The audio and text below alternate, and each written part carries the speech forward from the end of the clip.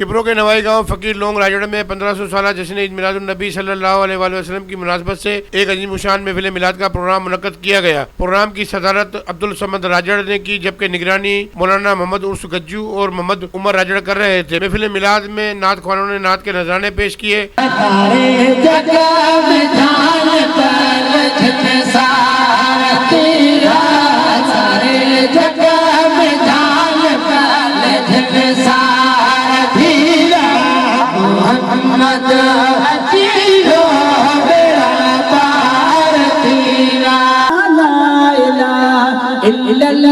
मोहम्मद रसूलुल्लाह ला इलाहा इल्लल्लाह रब्बुल में शान बनाई दी। सब पढ़ो सल्ले अला मदनिया महबूबे खुदा, सब पढ़ो सल्ले अला।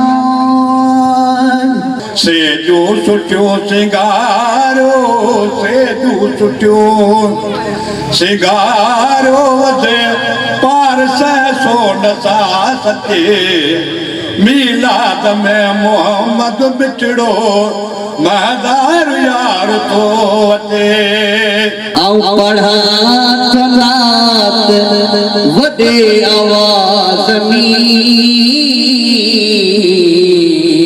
तूं बि चओ सुभान अल्लाह सुठे अंदाज़ में। आका करम करे छॾिया बेशुमार, बेड़ा पंजा पार थी विया, हे बेड़ा पंजा पार थी विया। अणगुर मौला मोहब्बत ॾिनो आ, वाह जो मालिक कुर्ब कयो आ। दरिया रहमतन जो दिल पर मिठो मोहम्मद, रखवाल राज जो रहबर मिठो मोहम्मद। जद भी का मुश्किल पुकारो या रसूल, है पुकारन या रसूल, कोने को है पुकारन या रसूल, कोने को उन्हन लाए आए बहुदो, उन्हन लाए आए बहुदो, जिन विसारो यार तो आयत जद भी का मुश्किल पुकारो या रसूल। दुनिया ते अचण खाग में विलायत जो वीर, ॿिया पीर तुंहिंजा मुंहिंजा, ही पीरन जो बि पीर वैन सभन जो साईं, मुंहिंजो दस्तगीर, ॿिया पीर तुंहिंजा मुंहिंजा, ही पीरन जो बि पीर।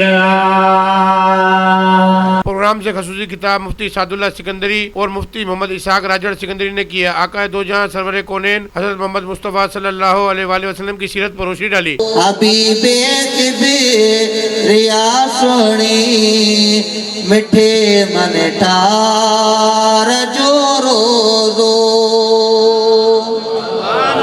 लिखो मखदूम ठटविया पंहिंजे प्यारे किताब अंदर।